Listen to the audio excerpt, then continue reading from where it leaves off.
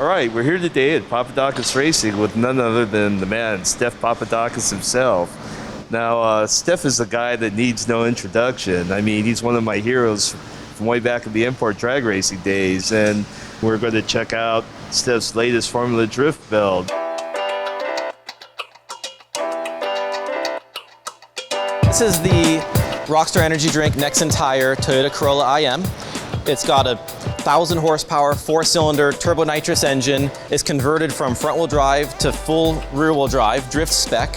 Everything from custom suspension, brakes, all the safety interior, fuel cell, crazy fuel system, electronics. I mean, it's a pretty gnarly build that gets torn all the way down to a bare chassis and all the way built back up. So Steph, you know, like with drift cars, the steering geometry is really critical. The suspension geometry is really critical, and a four-wheel drive car is nowhere right to be a drift car. So do you want to walk us through some of the stuff you did? Sure. Yeah. Well, the way the rules are set up is we have to use the factory pickup points on the crossmember, and then within the bolt circle on the top mounting hat. Right. But outside of that, we can do whatever we want. And you can do a lot with just the spindle design. So what we use is this fabricated spindle. It's made out of chromoly steel. And what we've changed here is we've actually changed the trail a little bit. So what the trail is you have this line that comes down from your caster angle, and then the wheel is sort of set back from there like a shopping cart caster. Right. So it always wants to sort of stay straight. So that gives the driver some steering feel, and that allows us to take some caster out of it. And the problem with a lot of caster is when you're drifting at big angles, the tire is cocked way over, right, and you don't have much rubber on the ground. So you get that mid-turn push kind of deal. Yeah. So that's the combination. That's kind of the geometry. So we have this custom fabricated spindle, and then RSR makes us a custom coilover kit. And this is modeled after probably like an S14 style. Okay. And because we make whatever mount we want here, we adjust our camber here, and we have little shims that we'll put in, and this bolt here is slotted. That's how we'll change the static camber. I see that you've gone to front steer, and is that to avoid over-centering? Yeah, it's a couple of things. We really like the Toyota Supra rack, and that's a front steer rack. And if this goes over center, it's on the lead wheel, which doesn't lock out the steering. Right. We also have steering stops as well to stop any kind of tire hitting frame rails, because at really high angles of steering, the rack doesn't have a lot of control. Even if it's not binding, or even if it's not locking out, the rack doesn't have good leverage over the steering arm anymore. Right. What you've done is very reminiscent of stuff I've seen with off-road racing and the method of fabrication and everything. Is that kind of where you got some of your influence? Yeah, so back from my old drag racing days, we were building, custom tube chassis drag cars, but my buddies that helped build those cars were from the off-road industry. And I still think that some of the off-road fabricators are some of the best in the world. And yeah, so without really expensive tools, we can fabricate an upper.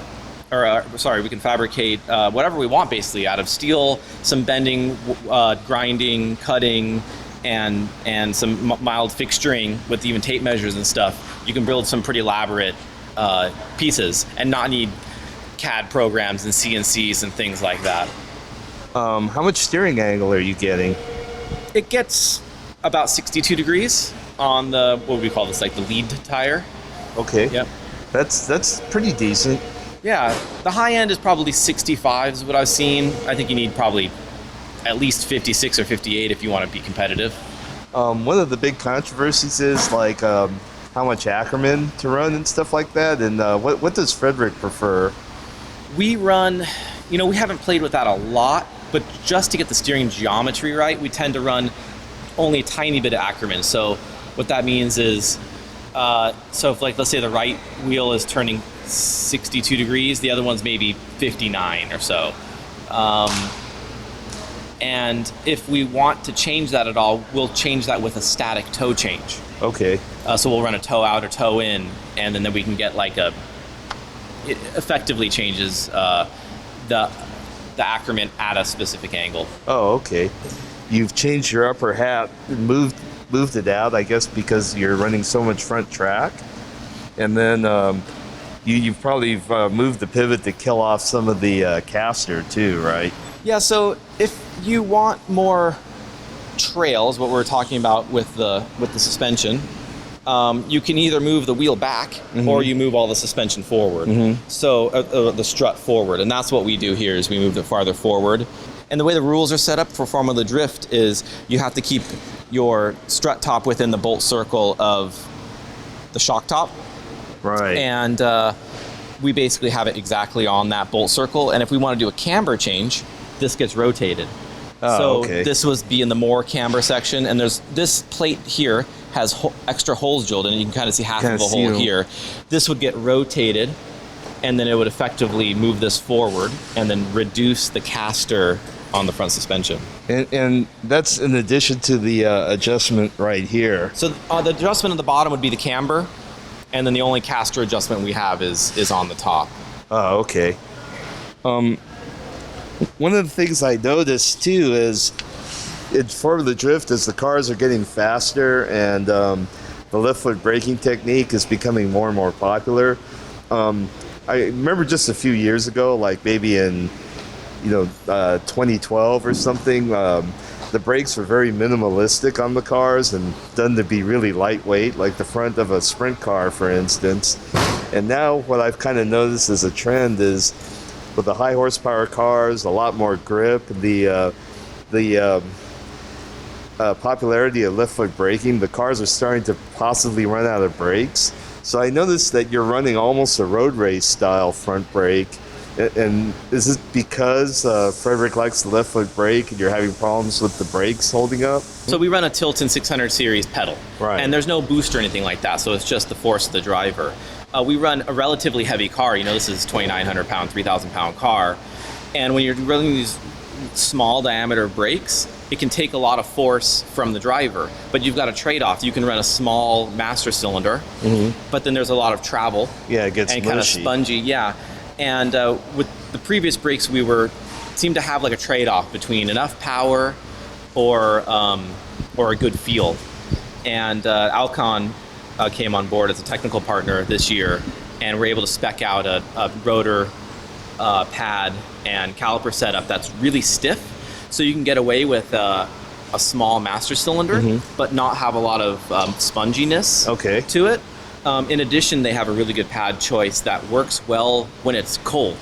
Because the drift cars, you don't have the opportunity to warm it up. And when the pads do warm up, you don't want the brake feel to change. You want it to stay consistent. Right. And we really don't get the brakes that hot. So this is actually a brake pad that they run in rallycross. And rallycross, they start from a cold start pretty much, and they need brakes to work perfectly for the first turn because they do standing starts. It's actually worked really well. And the wear on it is really good too. The issues that we've had before as well is when we go to like a race pad that has more bite to it, those tend to not only not work well when they're cold, but they're really abrasive when they're cold, and the pad will wear out and it'll wear out the rotor really quick. So we would have problems where, not a problem, but we would start wearing out pads and rotors like twice a season when we were running these race pads. And we found that when the race pads aren't at optimum temperature, it's like sandpaper on metal, and it just wears everything out quickly. These have been the best brakes that we've run so far. Right, and it's just a trend that I've noticed too, that maybe in the last 2 years, people are paying more and more attention to the brakes. And that's interesting that you've kind of gone in that circle too. Yeah, for sure. I mean, one thing I've always been really stoked about your program is your power plant. And like I've told a lot of people, I feel like your engine is one of the most advanced engines in Formula Drift, and you get the best power density. And by power density, it's not so much power per displacement, but power for size and weight.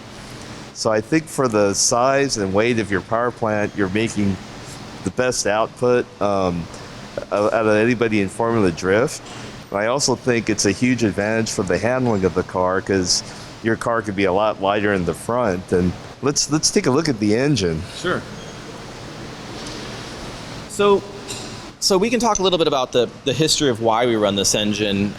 When we built the first Scion within our team for Tanner Faust, we ran a TRD NASCAR V8. And it was a good engine, 650 or so horsepower, or 700. At the time, that was as much as you needed within Formula Drift. And then when we built this, they closed a loophole that kind of allowed us to push the engine back farther into the firewall a bit. Right. And then we weren't able to do that anymore. This being a front-wheel drive platform and a cab forward design, the firewall is really far forward. It's only 8 inches back from the front axle center line. So if you put a V8 or any kind of heavy engine in here, it's way out front of the front axle and you have this huge front weight bias. And we realized, all right, well, if we run the 4-cylinder, then it's an overall lighter weight package, and having it relatively far forward won't be as much of an issue. So just a quick overview of the engine. So the engine is the Toyota 2AR engine. It's what came in most modern Toyota 2.5 liter or even 2.7 liter. So Camaris, RAV4s, the Scion TC, the late model, came with this engine. We stroke it to 2.7 and turbocharged with nitrous. So we run a custom turbo header from Full Race, and we run twin 38 millimeter tile wastegates. The reason we do that is it's a twin scroll housing into the turbo. So in order to have that totally divided all the way to the turbo, we have twin wastegates for that. And also, when we first built it, we were running a very wide range of boost. We'd want it to have 12 pounds of boost and 30 pounds of boost. Okay. In order to do that, you have to have really good wastegate control. And you run twin scroll for quicker spool up and things like that. Yeah, right? And that's the theory. We run the borgwarner EFR 9174 turbo. It has an integrated blow-off valve into it. It's super reliable. Makes great power. Really light, low-weight inertia turbine wheel. And it's ball bearing center section and the titanium aluminite turbine wheel too. You got right? all the terms, yeah. We have had 0 failures until we send an engine part through the turbine wheel, and then we'll have to have it repaired. So they've been reliable until we've had a valve break off and send that through, or we've had a spark plug break and send that through, and then no turbocharger, lives up to that. Right, and for the size of the turbo, it spools really quick, right? Yeah, the theory that I have is I run the smallest turbo that we can use to make the power that we need. So we're always on the right side of the compressor map, near choke, and in order to get as much low-end response as possible. Okay. The side effect is we end up with pretty high air intake temps because we're not really in the main efficiency island there. But I believe that the increase in driving performance outweighs the decrease in maybe some horsepower from the higher intake temps. And then also running the ethanol fuel, I feel like the ethanol fuel is less likely to detonate with the higher intake temps. Are you running Ignite Red? We do, yeah. Oh, okay. So that's almost pure ethanol, right? Yeah, according to him, there is no gasoline in it. Actually, it's 90% ethanol and then 10% his special cocktail. Oh, okay. Yeah.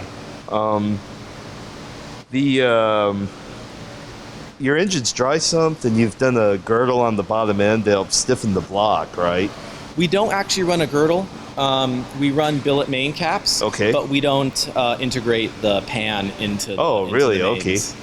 I thought maybe you were doing that. No, we had looked into it, but the level of complexity to design all of that into the dry sump, I didn't feel like it would pay out.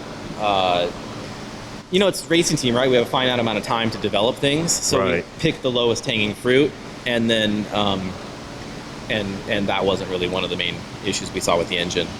Now this engine's really light, and you're running a lot of boost, and you're running nitrous through it, and Do you see any issues with block integrity? Like, do you have odd bearing wear or odd piston wear or cylinder wall wear or anything like that? The block is quite good. My understanding is these modern blocks, I mean, this is something that's a current architecture for Toyota.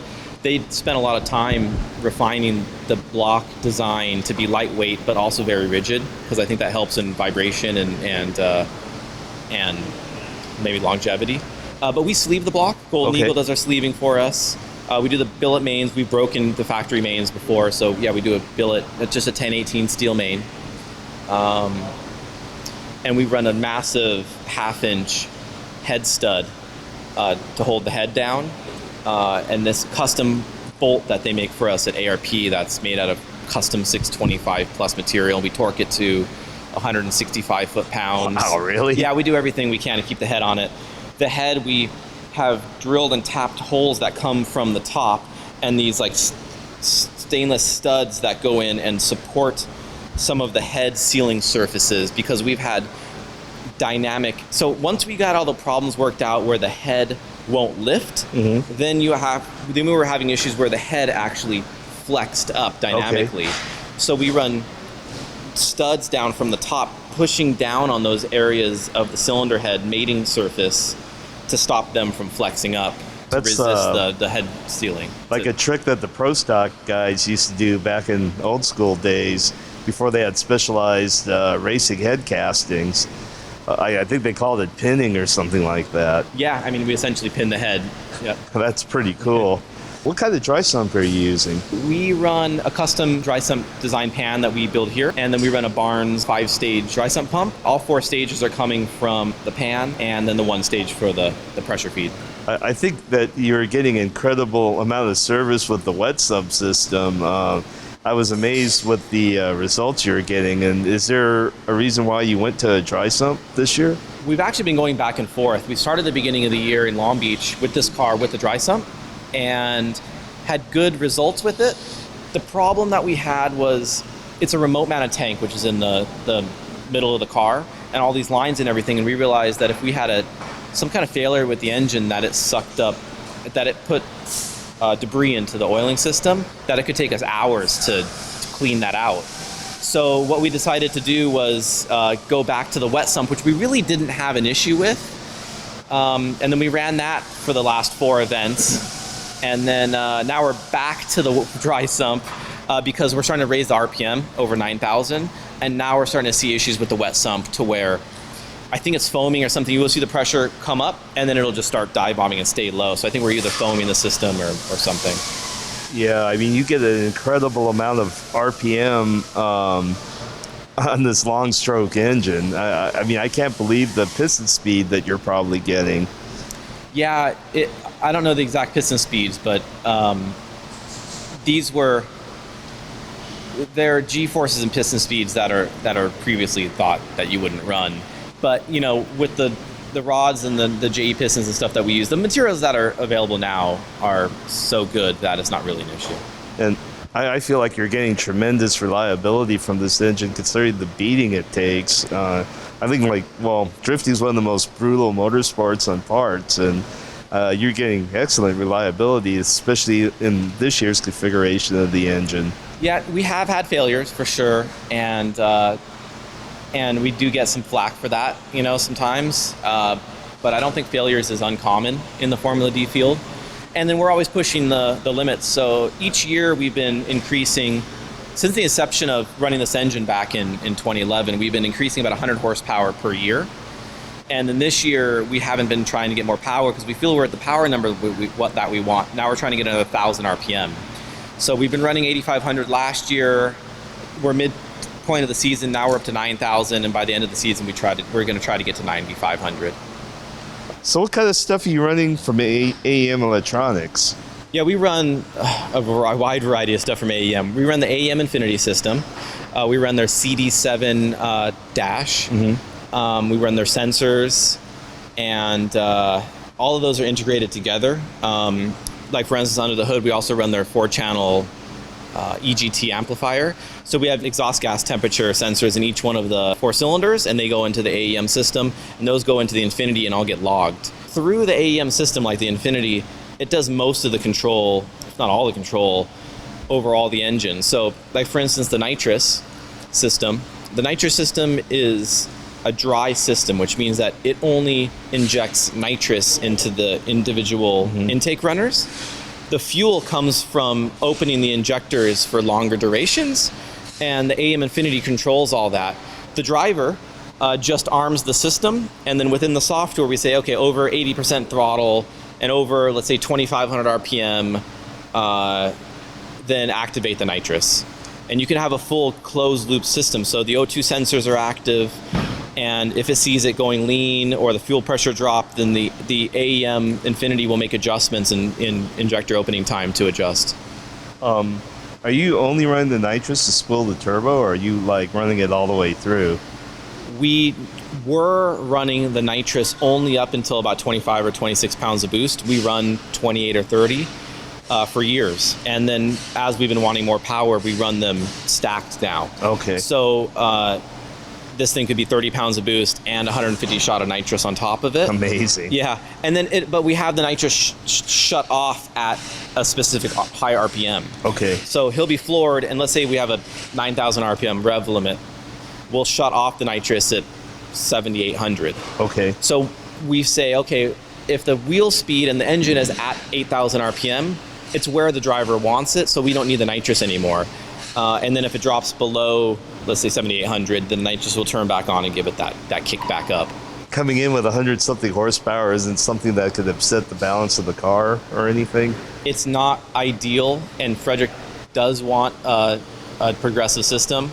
But again, with the finite amount of time we have with the team is certain things that we're developing, and that's on the list to develop for sure. And I actually have a specific progressive nitrous solenoid here in the shop. Oh, okay. And a system and a theory on how to do it. We just haven't gotten to that part of the list yet. Oh, okay. The back of the car is really interesting because you're basically taking the kind of crude rear suspension that a front-wheel drive car often has, and you have to turn it into sophisticated rear-wheel drive suspension that could solve a bunch of difficult problems that you run into drifting, like to be able to adjust forward bike, side bike, etc. Do you want to explain some of the cool stuff you did back there? Sure. Well, we're pretty fortunate with this chassis that it actually works pretty well for a rear-wheel drive setup. There's a four-wheel drive variant of this car in Japan called the RS 180X. And I don't know if that's why it's pretty good rear-wheel drive, but the suspension setup is a trailing arm. Okay. But the trailing arm actually uses like a multiple, like 5-link setup. So it doesn't have any kind of crazy camber gain or any kind of bad scrub or anything. It's actually really good geometry. We can change the anti-squat by just changing the ride height of the rear of the car. The spring and the shock is all custom RSR coilover. And then we make a custom mount that goes to the factory stock strut top mount. Okay. And then we build our own custom control arms and then modify actually the factory Toyota hub to accept a Lexus IS350 wheel hub that has the big spline, so we can actually use the late model Toyota Supra axles in this car. Okay. And it's a Supra diff, right? Yeah, we use a Supra diff, and then we modify the stock factory crossmember to allow the mounting of it. And it's a really similar modification that we do to our rear crossmember that what most of the Formula Drift cars do to put like a quick change into their cars. The same amount of fabrication. Right, and with the Formula Drift rules, you have to keep the stock crossmember. And yep, so we have the stock crossmember, and it's modified just to mount that super rear end that we run. And then we use all the factory pickup points on the cross member and the cross members in the factory location. Actually, this is essentially factory rear geometry. Okay. And you haven't relocated the pickup points, really? No, we haven't relocated anything. The camber gain is about 0.5 degree per inch of travel. Okay. Which is pretty much where we want to be. And then, as far as the anti-squat, we can just run different ride heights to get the the anti-squat that we want. Okay. Other than that, it doesn't have any huge amounts of bump steer or anything that would cause an issue. Are you running a spool or a limited slip? We run a spool type differential. Okay. That's a custom spool that you've developed, right, for the Supra rear end? Yeah, so we run the smaller Supra rear end, the one that comes in like the automatic twin turbos. Okay. And nobody makes an aftermarket spool for it. So what we do is we actually take the factory LSD and we pull it apart and we drill 10 holes in each side of the LSD and put these alloy dowel pins in it and put it all back together. So it's essentially locked together. Oh, that's pretty cool. Yeah. All right.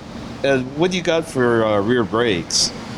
So rear brakes, it's actually the same caliper and rotor that we run on the front. Okay. Which is the Alcon setup.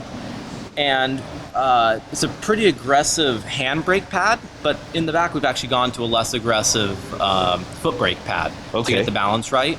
And then we can alter front to rear bias also with the master cylinder sizes at the pedal. And then there's a bias knob that changes the balance bar on the pedal. And for a rear sway bar, you're running a Speedway Engineering, it looks like? Yep. So Speedway Engineering makes these 2¼ inch bars, and they make them in a lot of different cross-sectional thicknesses, and that changes the flex characteristics. And we just fabricate mounts to make it, and then the custom fabricated mounts, and then the custom lever arms that work well for our suspension. Have you done a lot of playing around with your shock valving? We have. Over the years, we've come up with a good shock valving that seems to work well at most tracks, and then we'll adjust the rear damping versus just with the knobs, depending on track conditions or what Fredric's feeling for the day. Okay. That's really awesome how you've taken a front-wheel drive rear suspension and made it work so well. Yeah, there's other chassis that probably wouldn't have adapted as well. Like I said, we're pretty fortunate that this particular chassis works well for rear-wheel drive conversion. One of the first things I noticed about this car is it's huge. This is probably the most comfortable race car I've ever been in. There's plenty of headroom, side room, leg room. This is a compact car, right, Steph? Yeah, nowadays the cars are getting bigger than they used to be. It's a 4-door hatchback, and you think Corolla, you think small car, but the reality is this thing's got 102-inch wheelbase, and Fredric's a big guy, and he's got plenty of room in here. So what do we got for the hydraulics in here? Yep, so we run a Tilton 600 series pedal, all custom mounted underneath the dash. That goes to a twin master cylinder setup with an adjustment knob for the balance bar here in the center console that he can use to adjust the front to rear bias. We also run a drive-by-wire pedal. There's no throttle cables here. This pedal's actually out of, I think, like a 92 Camry. Okay. It's a particular drive-by-wire that we really like because it has a strong spring on it. Oh, okay. And it has good provisions versus a lot of the modern drive-by-wires are like a plastic pedal assembly that we don't feel is as nice underneath the foot. Okay. And for the handbrake, what do you got? Yep. So this is a custom handbrake that we have built for us, that we designed in-house, the aluminum handle. And because of the tight constraints between the tunnel and the seat and everything, we actually remote mount the master cylinder behind the seat, and we run a long rod out to the back there. And that means we can put the handle basically wherever we want. So it's comfortable for Fredric to go from the steering wheel to the shifter to the handbrake. Okay. What kind of transmission are you running? We run the G-Force GSR transmission. It's a 4-speed dog box that is essentially a NASCAR box. Right. But they're really reliable, and they have a huge selection of gear ratios. Easy to work on. And Fredric really likes the H pattern, actually. There are some sequentials, and he's driven some drift cars with sequentials, but he actually prefers the H pattern. And that's a long shifter? Yeah, so long makes the shift box. This is actually long acre shifter, and then the long shift knob. Oh, okay. Yeah, we anodize this black. I think it comes a different color, silver or something. So we really try to simplify the driver's interface here. So the AEM dash, the CD7 dash, has inputs from CAN, from the Infinity. So we have all those inputs for the engine control system, and it also has a second CAN enabled. So it has like a dual CAN stream.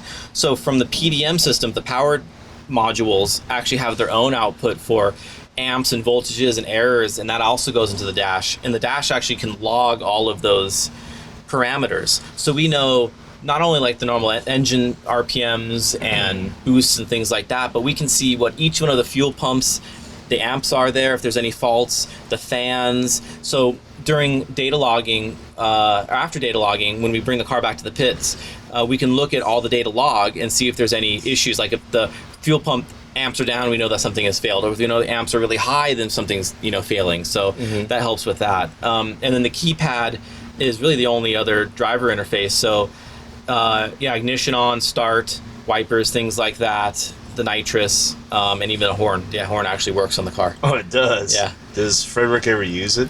Yeah, I used to drive, and it would always be frustrating to me, like, all these loud cars and everything. You're trying to get somebody's attention. And, like, how do you get their attention? Yeah, I think a horn works well for that. What kind of fire system are you running? We run a fire system from Safecraft. Okay. And it's mounted here where the back seat used to be.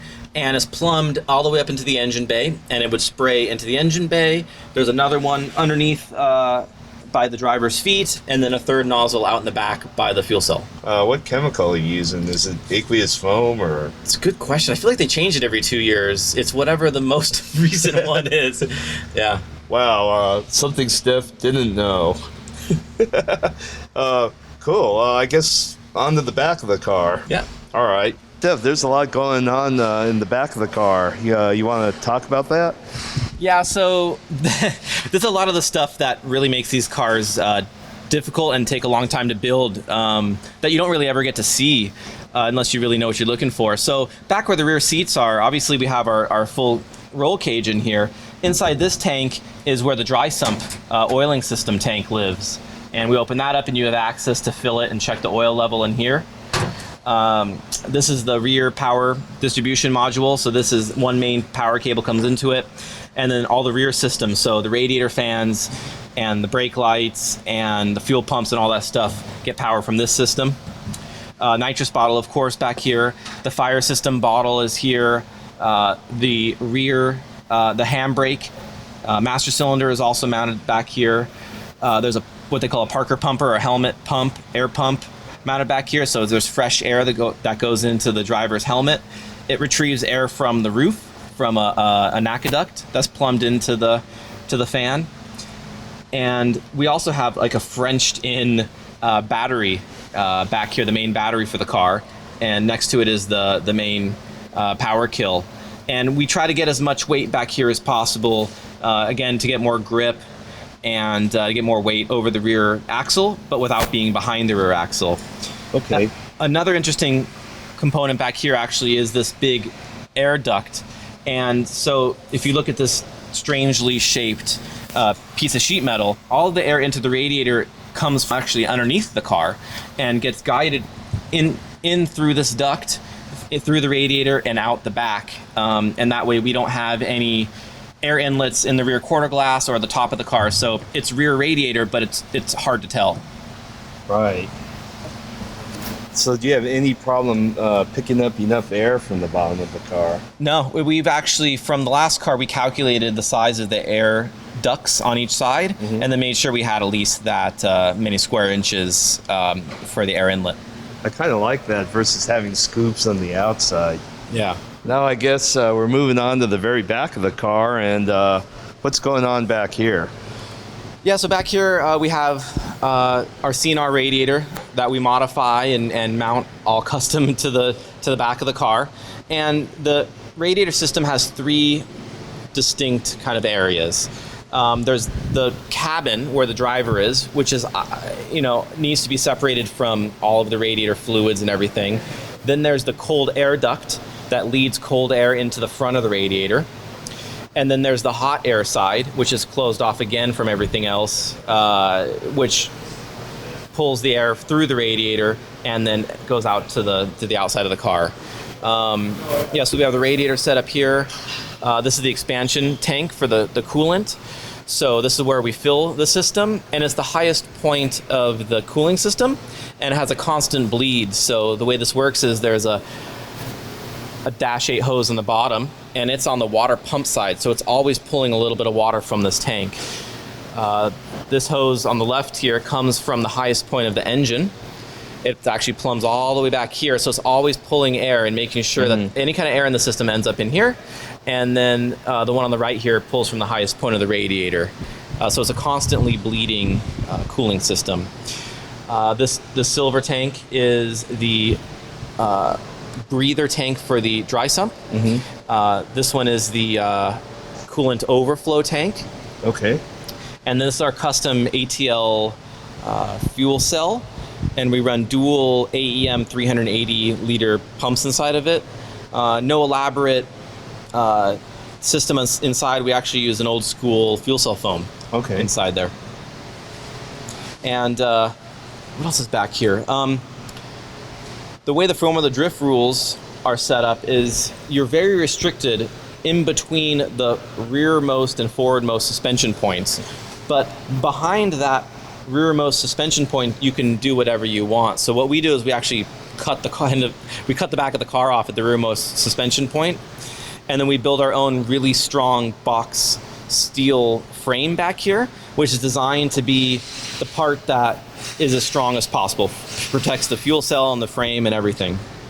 Outside of that, we have the more, crashable crash bar. So if we get into an impact, this outside bar would take the impact and bend, and it would be relatively easy to replace. And that's how it's like separate systems as far as the chassis goes. In addition to that, we have quarter panels that are one piece, and then the custom mounts for the taillight, and then the bumper itself is just a skin. So if the car takes a hit back here, we can repair it with tubing and welding and some fabrication, and not have to go to a body shop and have unibodies pulled. Right, that's really good, and it's interesting to see. Like in rallycross, there's a lot of provisions that they have to maintain a lot of the stock unibody too, and drifting is much like that. And I think drifting is actually more restrictive, where you have to run the stock cross members. But the cars are incredibly sophisticated in spite of those rules, and I think these are some of the most sophisticated unibody cars in any motorsport. Wouldn't you agree? Yeah, totally. And within the spirit of the rules, they want the cars to look externally derived from factory. And then so I like our building philosophy is to work within that as well. Is the outside of the car, make it look like a modified factory car, leave the factory dashboard in it. And so when someone walks up with the Toyota Corolla IM or whatever, they're like, oh, that looks a lot like my car, actually. Yeah, I like that concept as far as reaching the fans and selling the dream versus if they had gone to a full tube frame, for instance. I mean, for people on the crew, like, they would probably like a tube frame. It's easier to build, easier to fix. But I think as far as relating to the fans, this is the better way to go. Yeah, for sure. I think the rule book is got a good balance. Well, I guess we've taken quite a good look at this car, and we really appreciate the fact that Steph was so open with all his secrets and let us crawl into every single nook and cranny of the car.